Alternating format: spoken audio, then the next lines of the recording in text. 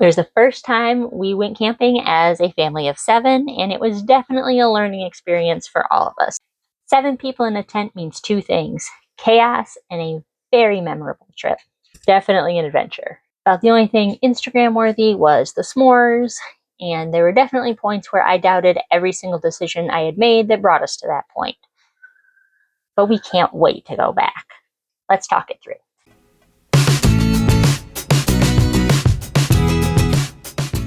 We just have a standard issue minivan, and we really weren't looking to tow anything or take 2 vehicles. And 7 people's stuff is a lot, even just going to a hotel. But needing to bring shelter and food and bedding with you ups the challenge. Luckily, I am a Tetris master. But even so, I aim to keep this trip to the bare minimum. I did manage to fit almost everything in the trunk except for 2 sleeping bags, the stroller, and a couple of regular grocery sized bags of food that got tucked in around the seats. Though I'm literally just now realizing I could have put stuff in the stow and go compartments. Yeah, so kind of feel like an idiot now. We only did 2 nights, nothing crazy for a maiden voyage, However, a first trip also meant we had to figure out some gear. We already had a tent. We'd actually meant to do this last year and it just didn't pan out. A cooler, a couple mess kits, 2 camp chairs, and a few little lanterns. Plus those long pokey things for toasting marshmallows. But most of us didn't have sleeping bags, and I wasn't sure 2 camp chairs would cut it with 7 butts. So, not knowing if we would ever do this again, and not wanting to spend a ton, I hit the thrift, where I luckily found 4 good sleeping bags for about $50 total, and a kid's camp chair on tag sale for $2.50. I also lucked out, and my Aldi was clearancing its camp stuff, so I got 3 more seats there for under $30, and a little fire extinguisher for $7, just in case. Now, I don't want to get bogged down with listing everything we brought here, so I'll just hit on some things that really mattered, and I'll put the full list in the description if you're curious. The next big hurdle after clothes, shelter, and seating was getting everyone fed. We were tent camping, so anything we needed cold had to be on ice in a cooler, and I really didn't want to buy or pack a second one, so I planned a menu around minimizing both what was in the cooler and how long it would be in there. My next priority was minimal prep and tools needed to make meals happen. We needed 2 dinners, 2 breakfasts, and a lunch, planning to leave after lunch day 1 and get lunch on the way home day 3. So I planned hot dogs, foil-wrapped sandwiches, chicken quesadillas, sausage and eggs, and muffins and fruit. Any of the first 3 could be lunch or dinner, and all that ended up in the cooler was the meat, eggs, cheese, and the ketchup and mustard for the hot dogs. Obviously, there was also bread and the muffins and the fruit and a couple other snacky things that were not in the cooler, but again, full list of everything we brought down there in the description.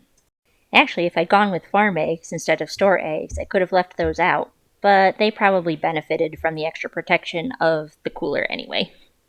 The chicken for the quesadillas was pre-cooked and frozen, so it just needed reheating, because I was not about to mess with raw chicken on a tent camp out. I really, really wish I'd decided to shoot this sooner so you could all see the packing and loading process, but I was so focused on getting it done, I wasn't even thinking about it as content, so sorry.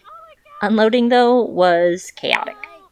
Everyone was excited to get out and get set up, and we hadn't really discussed a plan first, which I know as a mom of 5 is the essential step to any decent outing. I even prepped my kids with the plan for going to the store, because everything is smoother when everyone has their expectations on the same page. At least we arrived with plenty of daylight to learn how to set up our huge tent and move it a dozen times while also wrangling the 4 and 2-year-olds. I swear though, nothing makes you realize how bad you are at giving directions like telling kids how to put up a tent. Thankfully ours is pretty much pop up and click in place, so once we saw how each piece worked, it was pretty quick. The kids negotiating who was sleeping next to who, not so much, but we survived. Dinner was its own disaster. Dug through the cooler to find I'd actually forgotten the lunch meat. Yeah. Still had bread and cheese, though, so grilled cheese and chips it was. And of course, s'mores. Bedtime was still a little rough, but at least we only had one trip to the bathroom after dark. Next morning, we all actually slept in. Most of us are naturally early risers and don't sleep past 7 when left to our own devices, but this morning nobody was up before 8. It was actually closer to 8:30 when most of us got moving, and we let the oldest sleep till about 9. Breakfast was sausage and eggs cooked over the fire. My thought was I'd cook the sausages first, then use the grease as oil for the eggs, but the sausages were less greasy than I'd hoped, and I didn't pack butter or oil otherwise, so my bad. Should have picked bacon, but my husband doesn't like bacon.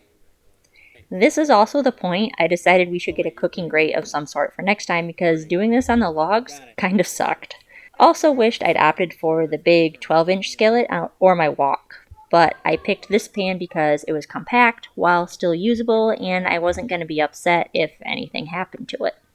It took a long time to cook a dozen eggs in this thing, and then the kids ate them all, so I had to do more. After we all ate, we took a walk and explored the park a bit, came back for lunch, hot dogs, and s'mores, and then took naps in the tent. Wasn't sure how the nap was going to go in the tent, but being the youngest of 5, she'll sleep anywhere, really. But she's also got serious FOMO, and I knew the sound of the others milling around would draw her attention. Okay. But in the end, I was able to lay down with her, and she went out. So Ryan and I took turns also napping while she did, plus a couple other kids. Great way to kill a couple hours, too, because we didn't really plan any activities or bring any toys. They didn't really need them, though. There were plenty of sticks around, and it was good for them to just be bored and talk to each other for a couple days. It was good for all of us to have a couple of days of basically nothing, no major activities, just time, fresh air, and each other. And s'mores. The kids were all about the s'mores, which we of course had again after our chicken quesadillas for dinner. S'mores were definitely the major food group of the weekend. Full disclosure. Bedtime was smoother the second night, but I didn't get to sleep in this time. I woke up all on my own just before 7, so I let Ryan know I was headed to the bathroom and took the opportunity to get put together for the day without tiny tag-alongs. Nothing fancy, of course, just washing my face, brushing my teeth, and getting my contacts in. But, doing the basics without any kids is sometimes just a touch of luxury. The kids were up to greet me coming back, though, at least my very early risers. This was our last day, so the easy breakfast, muffins and fruit, easy enough for everyone to help themselves and get to packing. Once everyone was up and fed, we took one more walk down to the beach before breaking camp. We hadn't planned to swim this time because toddler, and the bigs aren't strong swimmers yet, and we were walking in sight unseen to this park, but we'll definitely include it next time. Packing up ended up being fairly quick, much quicker than setting up, and no doubt helped by my minimal packing in the first place. Because the less you bring, the less you have to shove back in the van. Overall, I think it was a very successful first trip. Everyone enjoyed themselves, the campground was beautiful, a great blend of rustic and amenities. Really, I left wondering why we waited so long to do this. It was so fun, even with the toddler and the complication of fitting so much stuff in such little space. It was so good. There are definitely things that I will do differently next time, though, so let's break down the practical ups and downs to finish up here. The biggest obstacle we faced was definitely toddler containment. What we ended up doing was taking turns being on Matilda duty between us and our 2 oldest, with Soren pulling a few short shifts himself. Before anyone cries parentification at me, 1, don't. 2, the kids' shifts were like half an hour here and there, and mostly while both parents needed to do something, like me putting the quesadillas together while he built the fire back up. But that's a rant by itself. It probably would have been easier last year, actually, when she would have been happy being worn, or we could have brought the play yard, but then that's more gear to pack. The one thing I do think would have helped this year is a couple toys she could play with in the tent, but 50-50, she would have just been mad everyone else was outside anytime we tried it. Because, again, toddler FOMO. We also really could have used a cooking grate.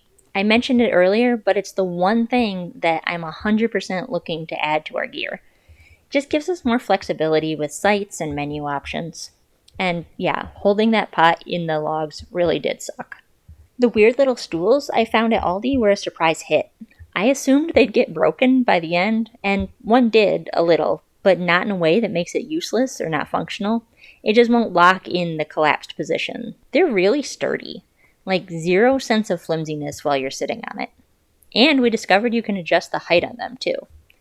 If they bring those back next year, I'm definitely going to grab a couple more. Another thing on the wish list, a tent fan. Just would have been nice for that afternoon nap. Luckily, none of us are white noise addicted or anything, so it's not a must have, but, if one turns up at the right price.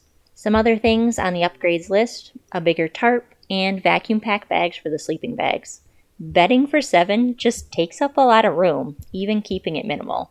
It just is what it is. And corkscrew tent stakes. We didn't have a mallet, and corkscrew stakes would have been way easier to get in. Kind of contemplating a foam mat or something for sleeping, too, for longer trips. Maybe like a fold-up play mat. 2 nights on the ground isn't too bad, but 4 might be pushing it. I'm just getting to that age, I guess. The only things we brought but didn't use were the fire extinguisher, thank God.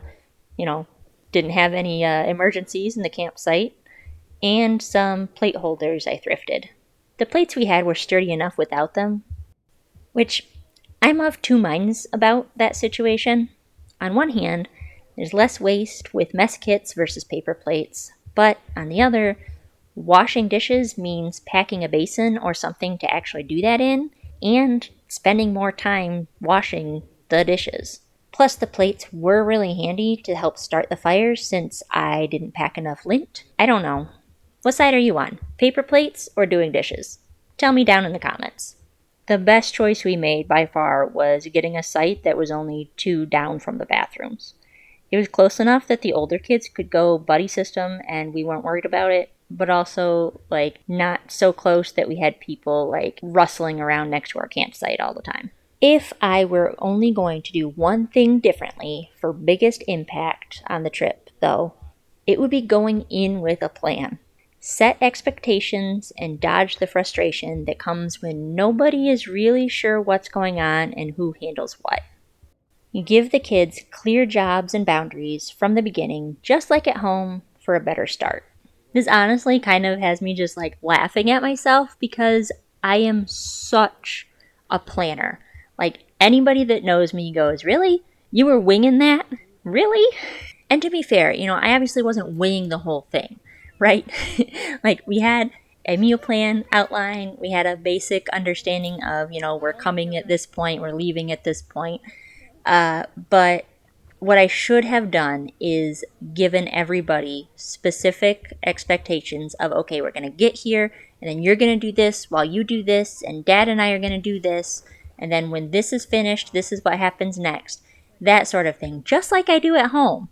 I go through the same rundown of this is what we're doing, these are what I expect you to do, just to go to the grocery store, So why I wouldn't do that for 2 days of camping, I have no idea. No idea.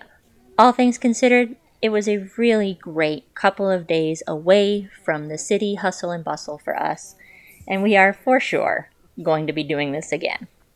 What do you think? Would you take 5 kids camping in a tent? Don't forget to hit that subscribe button to see more big family living, and check out the description for the packing list to see everything that I brought with us for camping as a family of 7 in a tent. Thanks for hanging with me, and I will see you again soon. Get up and turn around, cheese.